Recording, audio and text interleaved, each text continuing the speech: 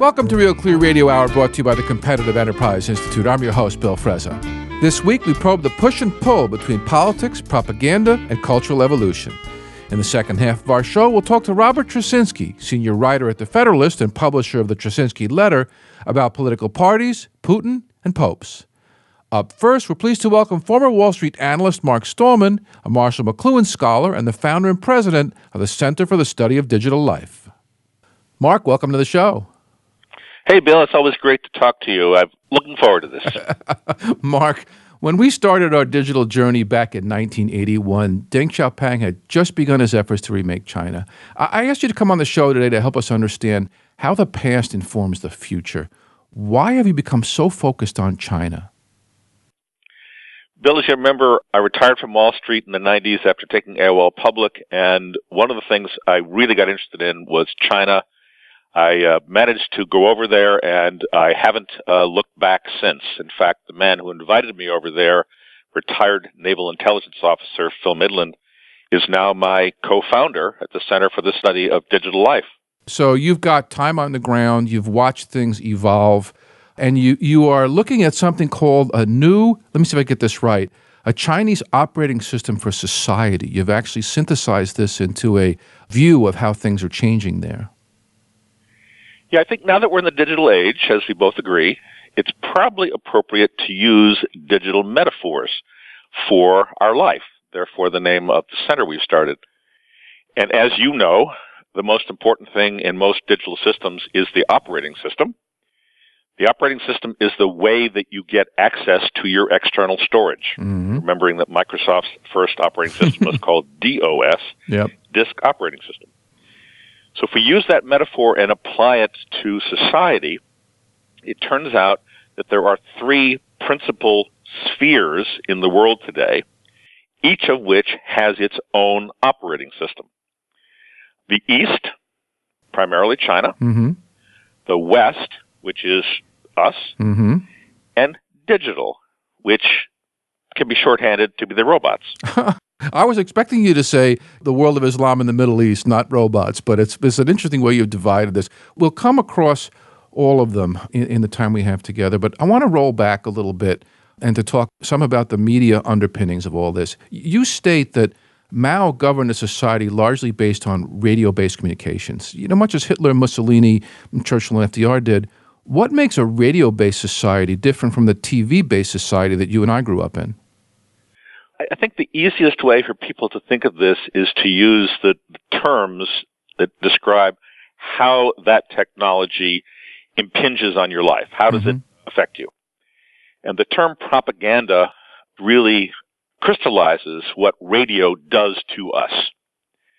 And as many people have written, in particular famous author Jacques Ellul, in his book called Propaganda, propaganda is total. It has to completely surround your life, and there really can't be any alternatives. That's radio. So if there's leaks, if there's other sources of information, if there's alternative media, Mussolini's power, FDR's power is not quite the same. Correct, which is precisely why Radio Free Europe was radio. That was precisely an attempt to undermine the totality of a radio-based society. So that's George Orwell's world. What about the TV-based society that you and I grew up in? During World War II, it was noticed that propaganda doesn't work so well, and people tend to try to figure out ways around it. And so a new scheme was developed out of the psychological warfare efforts in World War II. Mm-hmm.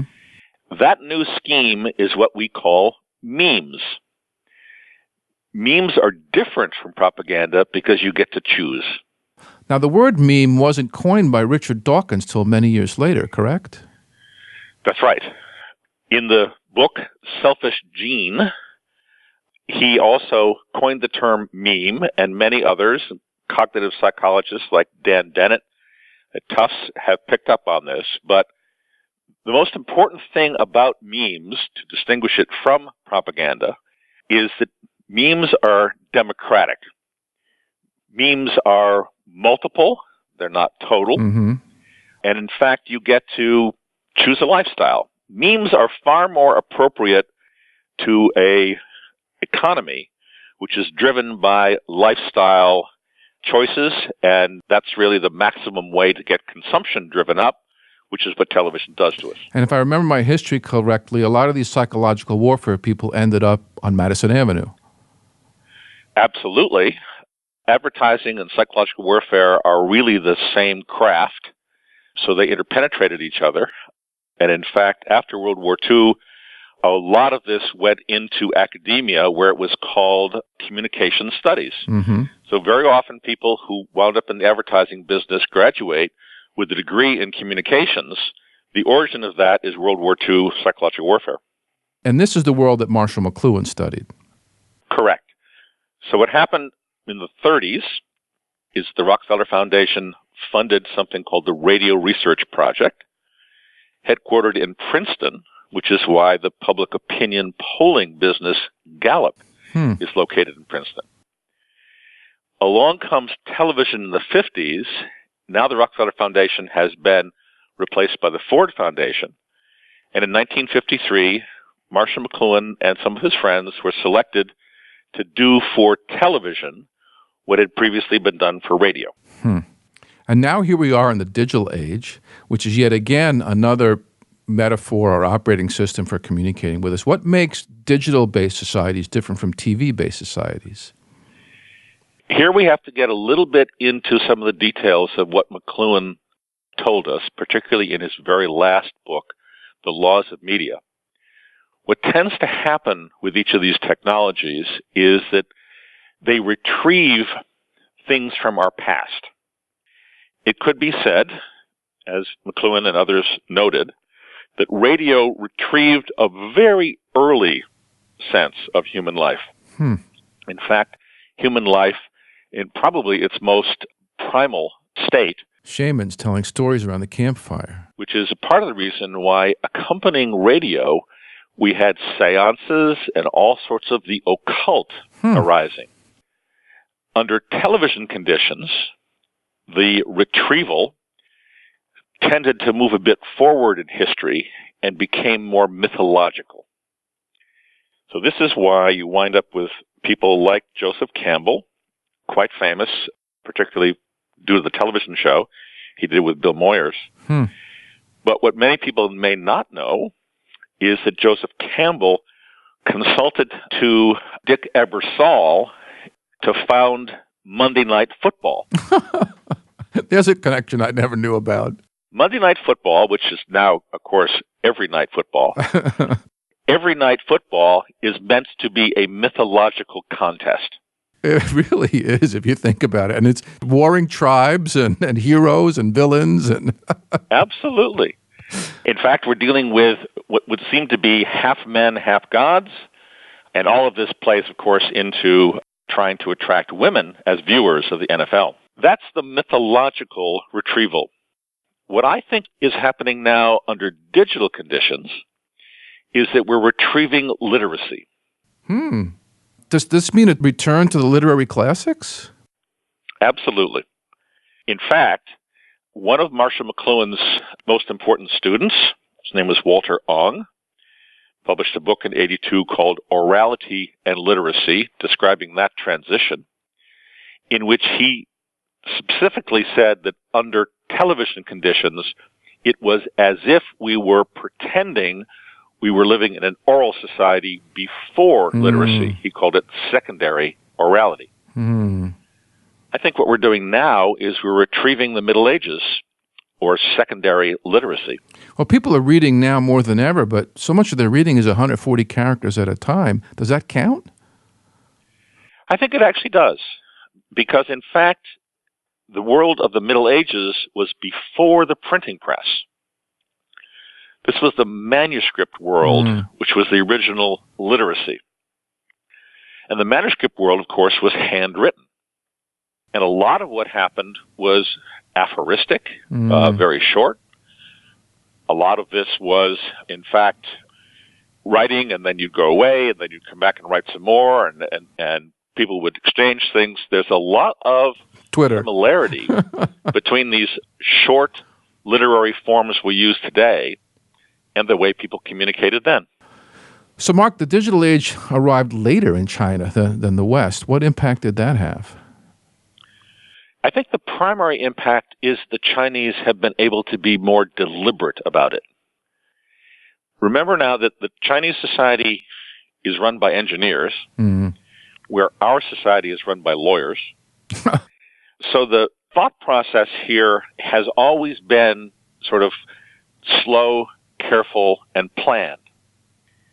But what's been going on over the course of the past 15 plus years, which is fairly late for you and me, we've been doing digital for more than 30 years, but for the past 15 years, the Chinese have been watching, they've been planning, and the operating system for Chinese society that we will be studying at the center has in fact been built over the course of this last 15 years quite carefully and deliberately.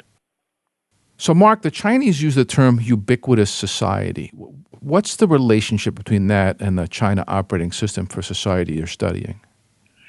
It's the technological part of the China operating system.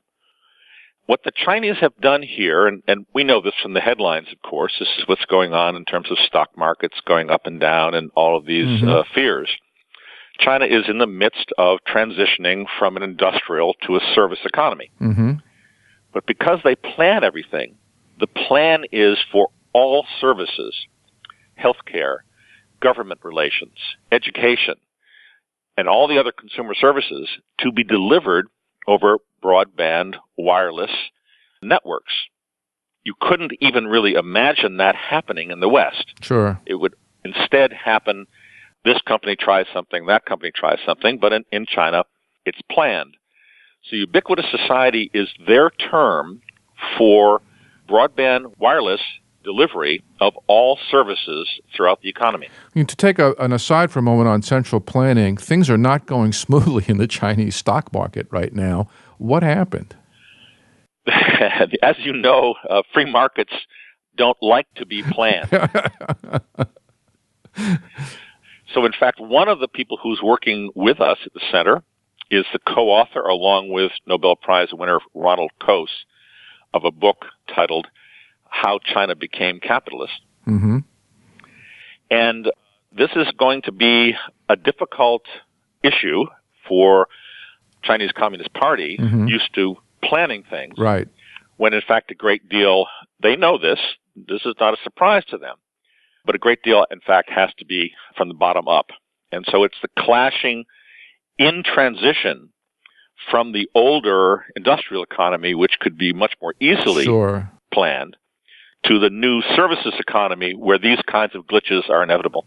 And how much influence do you think Western thinkers are going to have on all this, or are the Chinese going to go back to their Eastern roots? They will be very careful to portray this as Chinese, even if they do borrow things from the West. So there are three components in our approach to the China operating system. The first is ubiquitous society, as you've just mentioned. That's the technology part.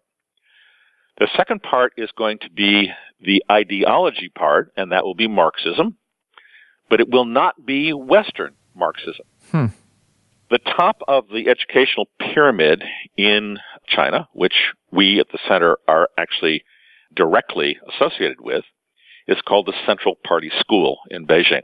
In 2004 through 2011, 7 years, the Central Party School's major project was to completely recraft Marxism to make it Chinese. So this is a training ground for the ruling elite. Yes, and as it turns out, then the business elite. So the ruling elite all passes through the Central Party School.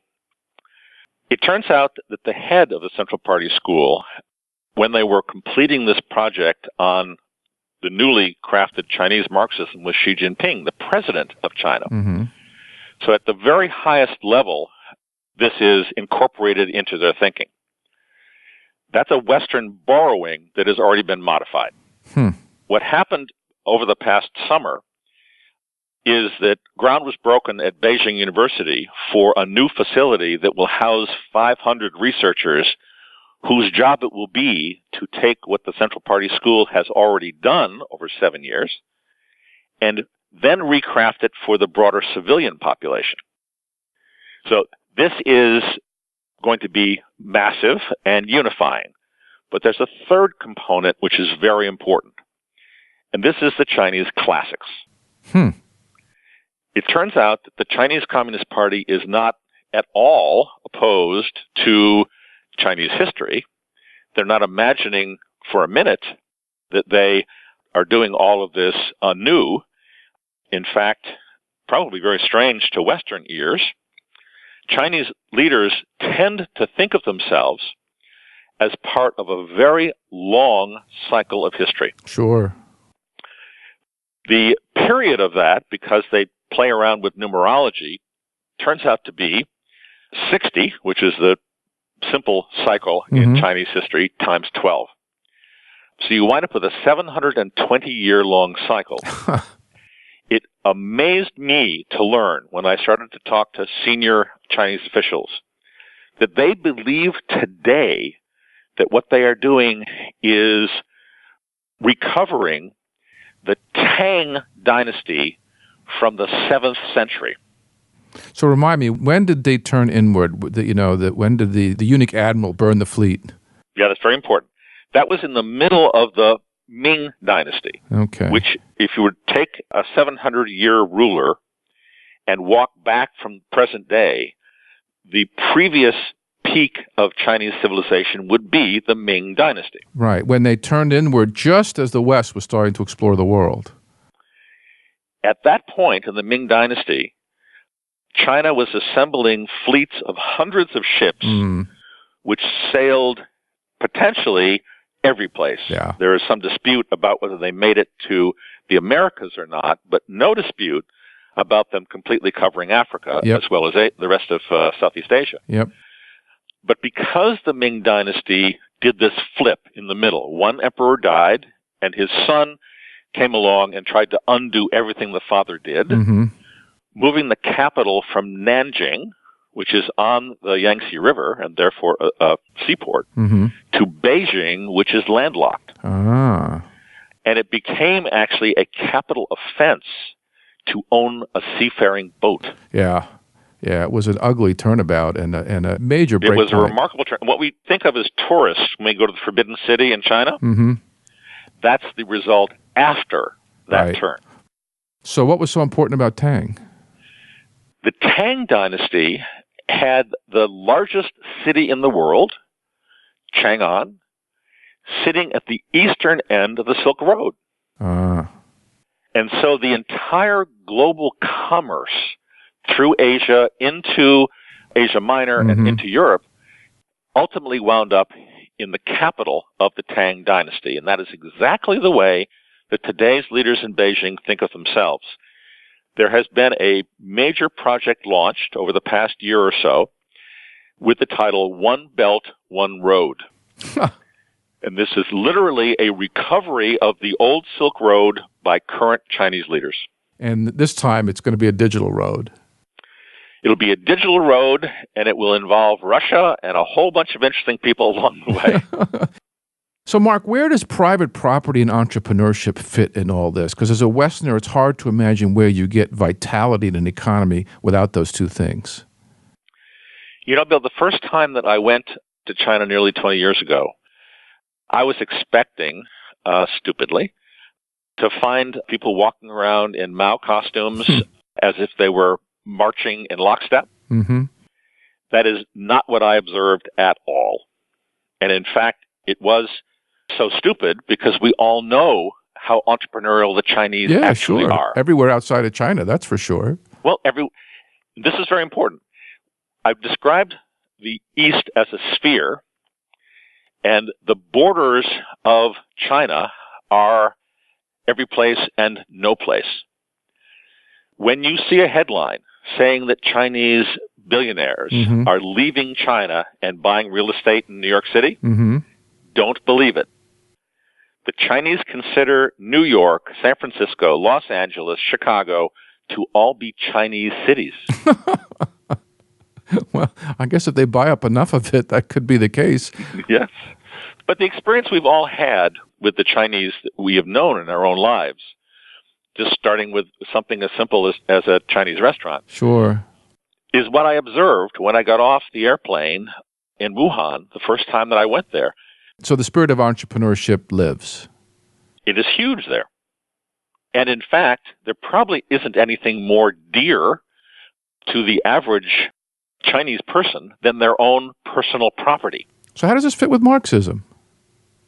It doesn't. That's what I'm saying. so they need a new version with the old label. That's correct. The link is probably more properly called Leninism, where Lenin is the man who invented the structure of the Communist Party.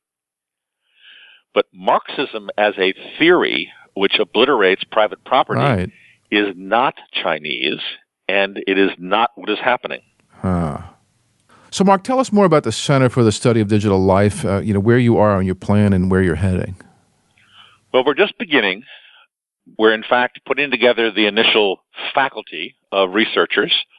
I'm hoping over the course of the next couple of years to have 30 or 40 faculty members associated with this. We're looking for very rare and outlying thinkers. The pattern, because many of the people who I've been involved with actually come out of the military and intelligence world, is the RAND Corporation from the 50s. So RAND, which stands for R&D, initially funded by Ford Foundation, just like McLuhan, but then funded by a blank check from the Air Force, had one task. What are we going to do now that we're living under the bomb? Our view for the center is that something analogous has happened. We're now living under the digital bomb. And understanding the effects of that bomb on East, West, and digital, we hope will have a significant impact on decision-making. Our concern, much like a concern in the 50s, is that if people do not understand the technologies they're dealing with, all kinds of stupid things will happen. So, Mark, will CSDL have one foot here and one in China? Absolutely. In fact, we already, in a sense, through our relationship with the Central Party School, are in China. And I fully expect that the Chinese, the Japanese, and others in the East will be highly interested and cooperating with us because, in the end, they need to understand what they are doing as much as we do. And where does the West fit under Chinese hegemony? It's a separate sphere, quite confused compared to the Chinese at this point, but one in which the Chinese are surprisingly hopeful that we will find our own roots, much as they have. Mark, as always, you give us so much to think about. Good luck with the program, and please keep in touch. Thank you very much, Bill. That was Mark Stahlman, founder and president of the Center for the Study of Digital Life, here on Real Clear Radio Hour, brought to you by the Competitive Enterprise Institute. I'm your host, Bill Frezza. You can check out Real Clear Radio on Facebook or follow us on Twitter at Real Clear Frezza. And stop by RealClearMarkets.com, my go-to place for diverse views on political economics. Real Clear Radio Hour is a not-for-profit, donor-supported program. Please stop by RealClearRadio.org and hit the donate button or contact us to become a corporate supporter. Ahead, Robert Trzynski, senior writer at The Federalist, tries to make sense of the Donald Trump, Vladimir Putin, and Pope Francis phenomenon. Stay tuned.